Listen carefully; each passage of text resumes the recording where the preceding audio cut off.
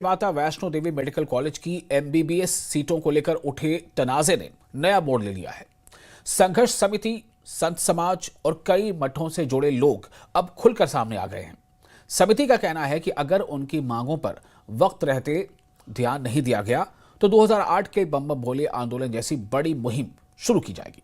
खास रिपोर्ट में हम बताते हैं कि आखिर दरअसल ये विवाद है क्या और संघर्ष समिति क्यों नाराज है और इस पर सियासी हलकों की प्रतिक्रिया क्या सामने आ रही है। देखिए।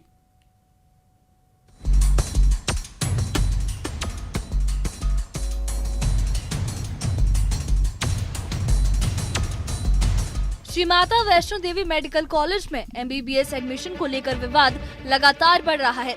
संघर्ष समिति का आरोप है कि कॉलेज में अलॉट की गई सीटों को लेकर पारदर्शिता और न्याय संगत प्रक्रिया नहीं अपनाई गई।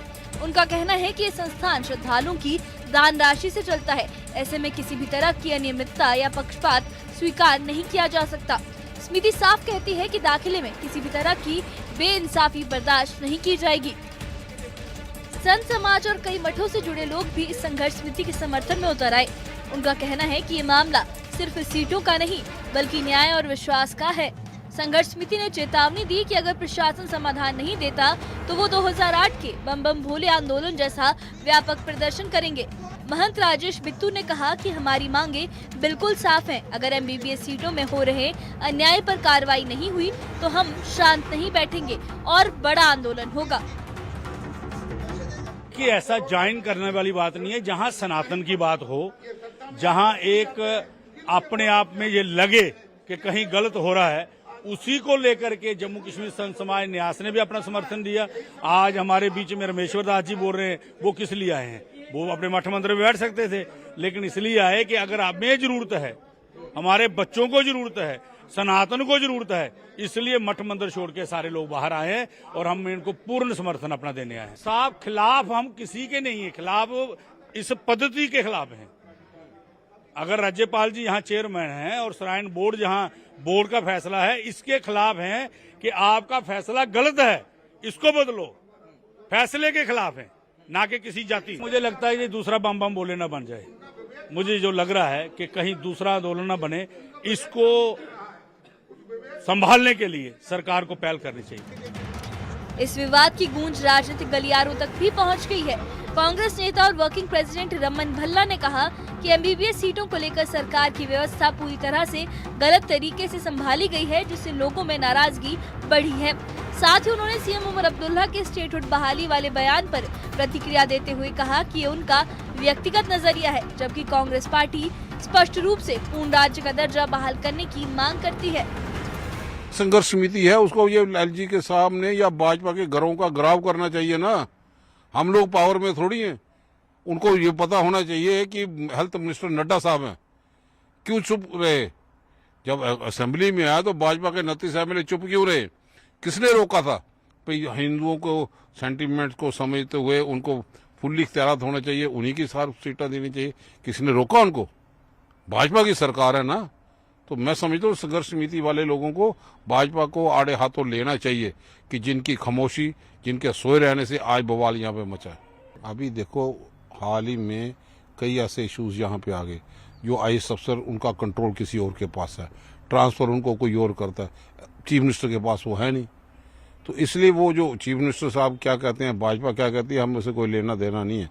हमें इन दी लार्जर इंटरेस्ट, हम लोग महागठबंधन में इन दी लार्जर इंटरेस्ट, हमें रियासत का दर्जा फौरी तौर पे चाहिए, जिसके लिए जदोजहद हम लोगों ने की। हमने तो जंतर मंतर में जाके भी प्रदर्शन यहाँ पे किया ताकि गूंगी बहरी सरकार को हम जगा पाए। राहुल जी भी वहाँ पे आए, खड़के साहब सारे आए। तो वाज हम जोरदार तरीके से इसको और ज़्यादा सिग्नेचर कैंपेन के माध्यम से भी हम इसको जारी रखेंगे और एग्रेसिव तौर पे, ताकि गूंगी बहरी सरकार को हम जगा सके रियासत का दर्जा लेने के लिए।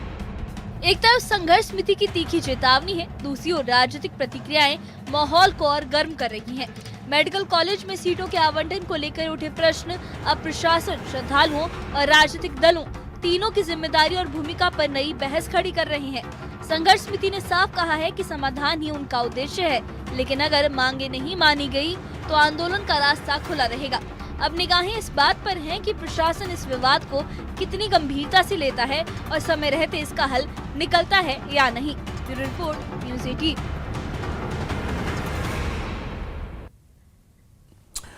और कश्मीर सीमा की सुरक्षा को लेकर बीएसएफ कश्मीर फ्रंटियर के आईजी अशोक यादव ने बड़ा खुलासा किया है। उनका कहना है कि पाकिस्तान की तरफ बने 69 एक्टिव लॉन्चिंग पैड पर करीब 120 आतंकी घुसपैठ की तैयारी में हैं। ऑपरेशन सिंदूर के बाद भी घुसपैठ की कोशिशें जारी हैं, लेकिन बीएसएफ और सेना ने मिलकर कई साजिशों को नाकाम किया है। इस प्रेस ब्रीफिंग में क्या क्या सामने आया, कितनी बड़ी चुनौती है यह सुरक्षा एजेंसियों के लिए, देखिए इस खास रिपोर्ट में।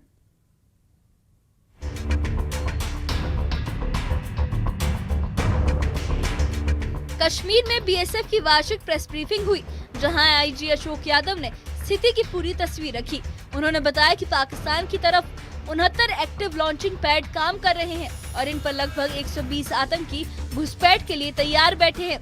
आईजी ने कहा कि उनकी यूनिट सभी लॉन्चिंग पैड्स पर लगातार निगरानी रख रही है और 69 के 69 लॉन्चिंग पैड बीएसएफ के रडार पर है। ये खुलासा बताता है कि सीमा पर खतरा वास्तविक है, लेकिन तैयारी भी उतनी ही मजबूत है।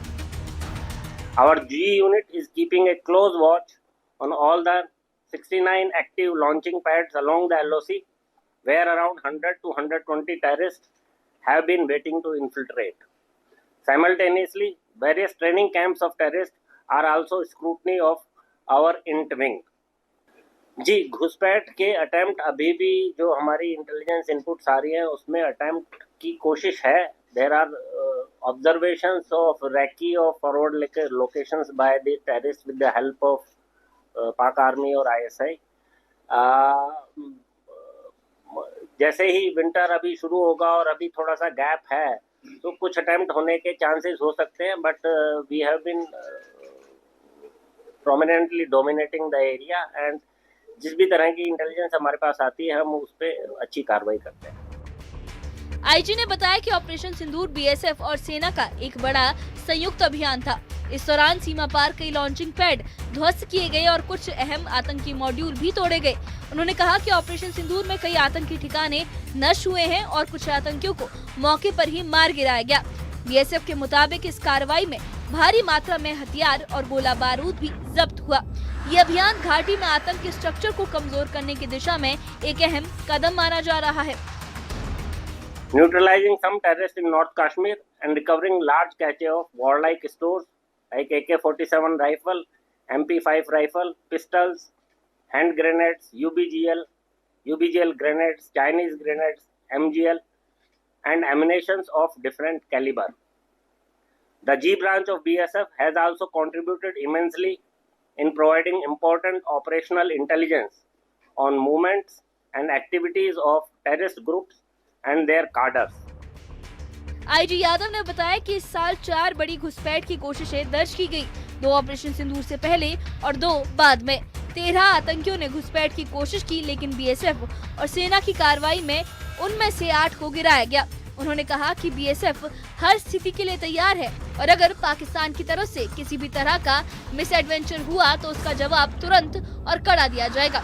ये बयान सुरक्षा एजेंसियों की सतर्कता और रणनीतिक तैयारी को साफ दिखाता है। ऑपरेशन सिंदूर के बाद 2 अटेम्प्ट और ऑपरेशन सिंदूर से पहले 2 अटेम्प्ट, जिसमें टोटल 13 लोगों ने अटेम्प्ट किया था, जिसमें 8 को न्यूट्रलाइज कर दिया इंडियन आर्मी ने और 5 they were pushed back. First is relating to any change in the modus in infiltration. The infiltration modus has not very drastically changed, except that some of the routes, new routes, they are adopting, and we get intelligence inputs about that, and we are able to cover them along with coordination with Indian Army. IG ने बताया कि अमरनाथ यात्रा के दौरान BSF ने कठिन पहाड़ी इलाकों में सुरक्षा का मोर्चा संभाला। उन्होंने कहा कि बीएसएफ की महिला विंग स्थानीय महिलाओं के साथ मिलकर जमीनी स्तर पर नेटवर्क को तोड़ने का काम कर रही है। आईजी ने ये भी बताया कि सीमा पर कई नए उपकरण और नई रणनीतियां लागू की गई हैं ताकि सुरक्षा को और मजबूत किया जा सके। साल 2025 में बीएसएफ ने स्थानीय लोगों को शामिल कर कई कार्यक्रम किए, जिनमें बीएसएफ और नागरिकों के बीच विश्वास और तालमेल बढ़ा है। यानी बीएसएफ सिर्फ सीमा सुरक्षा ही नहीं बल्कि सामाजिक जुड़ाव को भी प्राथमिकता दे रही है। As part of gender equality and making women of border villages as partners, BSF Kashmir Frontier has taken an important initiative of deploying Mahila troops of BSF on FDL's forward locations along the LOC at high altitude and at 24/7 nakas at choke points on roads approaching from LOC to intercept female couriers and supporters of terrorist outfits smuggling networks. These Mahila Praharis have been able to intercept a female courier of drugs on NC Pass. In addition, our Mahila Praharis have gained confidence of female folks of border villages and have been playing a key role in countering anti-national activities in close coordination with local women. IG Yadav ने white collar terror module पर निगरानी का भी जिक्र किया। उन्होंने कहा कि बीएसएफ और अन्य एजेंसियां ये सुनिश्चित कर रही हैं कि आतंकी संगठनों में कोई नई भर्ती ना हो सके। बीएसएफ की 13 पोस्टें इस निगरानी में सक्रिय भूमिका निभा रही हैं और इनपुट लगातार एजेंसियों के साथ साझा किए जा रहे हैं।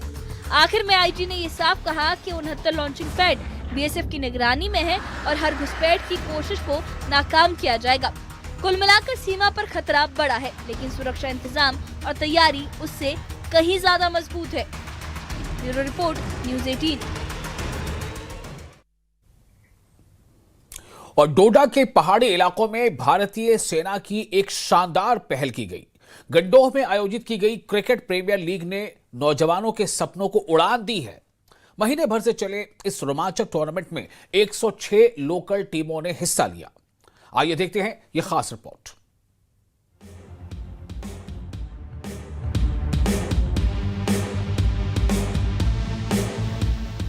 जम्मू कश्मीर के डोडा जिले में भारतीय सेना ने युवाओं को खेलों से जोड़ने के लिए क्रिकेट प्रीमियर लीग का आयोजन किया। गंडोह सब डिवीजन की सभी पंचायतों से आई 106 टीमों ने इसमें कड़ी प्रतिस्पर्धा की।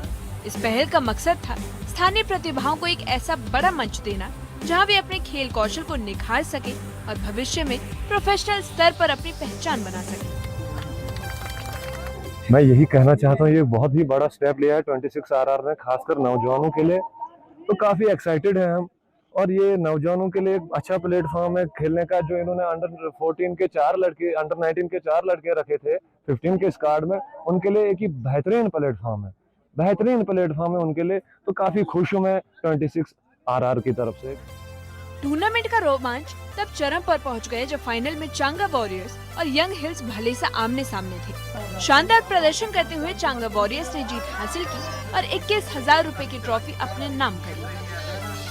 हम यही कहना चाहते हैं, सबसे पहले तो हम शुक्रिया अदा करते हैं जो इंडियन आर्मी ने हमें यहाँ पे काफी अच्छा इवेंट ऑर्गेनाइज किया है। जो पंचायत लेवल पे इवेंट था, इसमें 106 टीम्स ने पार्टिसिपेट किया था। और तो काफी डिसिप्लिन से, ये आपको तो पता ही है जो आर्मी का डेकोरम होता है, काफी अच्छा डेकोरम होता है, काफी डिसिप्लिन टूर्नामेंट हुआ है अभी तक। तो हम दिल की गहराइयों से शुक्रिया अदा करना चाहते हैं इंडियन आर्मी का, जो 24/7 बॉर्डर्स पे हमारी देश की सेवा में रहते हैं। उसके साथ साथ देखिए बच्चों को काफी अच्छा प्लेटफॉर्म, काफी एक्सपोजर दे रहे हैं यहाँ से। 26 RR के commanding officer colonel Mahipal Singh Bhati ने कहा कि इस महीने भर चले क्रिकेट फेस्टिवल की सफलता दर्शाती है कि यहाँ का युवा उज्जवल भविष्य की ओर बढ़ रहा है। सेना लगातार अपने सपनों को साकार करने की दिशा में काम करेगी। हमारा प्रयास रहा है कि हम हमेशा लोकल यूथ के साथ में और लोकल जितने भी पीपल हैं यहाँ पर, उन सब के साथ में मिलकर यहाँ के उज्जवल भविष्य की कामना भी करते हैं और उनके लिए हमेशा प्रयासरत रहते हैं कि कुछ ना कुछ हम इनके लिए जो भी बेस्ट कर पाए वो करें। अभी ये जो क्रिकेट टूर्नामेंट जो पिछले 1 महीने से यहाँ पे चल रहा है, ये भले ही आप लोग हमें श्रेय दे रहे हो कि हमने किया है, बट मेरा ये मानना है कि ये कंपटीशन, ये जो इवेंट है, ये आपने किया है। आपकी वजह से ही ये इवेंट इतना सक्सेसफुल हुआ है, क्योंकि आसान नहीं है कि कुल मिलाकर 105-106 टीमें खेले और सब कुछ बिल्कुल पीसफुल हो जाए और आपस में किसी भी टीम के बीच में कोई भी किसी भी तरह का कोई रंजिश वगैरह ऐसा कुछ ना रहे, कहीं कोई इवेंट में ऐसा कोई डिस्टर्बेंस वगैरह भी नहीं आया। So that's why the entire credit of this successful completion of this event goes to the entire youth of Gundoo Bhalesa region. Tournament ने खेल के साथ साथ समुदायों के बीच भी जुड़ाव पैदा किया। परिवार, स्थानीय लोग और युवा बड़ी तादाद में मैच देखने पहुंचे। इससे न सिर्फ खेल को बढ़ावा मिला, बल्कि नशे और गलत संगत से दूर रहने का संदेश भी मिला। गंडोह की घाटियों में क्रिकेट की गूंज सिर्फ खेल का उत्साह नहीं, बल्कि जवानों और युवाओं के बीच विश्वास का संदेश भी है। भारतीय सेना की ये पहल साबित करती है कि जब सपनों को मंच मिले तो दूरियां मायने नहीं रखती। डोडा के ये खिलाड़ी अब बड़े सपने देख रहे हैं। और उनका हौसला बता रहा है कि भविष्य उनका है। न्यूज़ 18 के लिए डोडा से फिरदौस अहमद।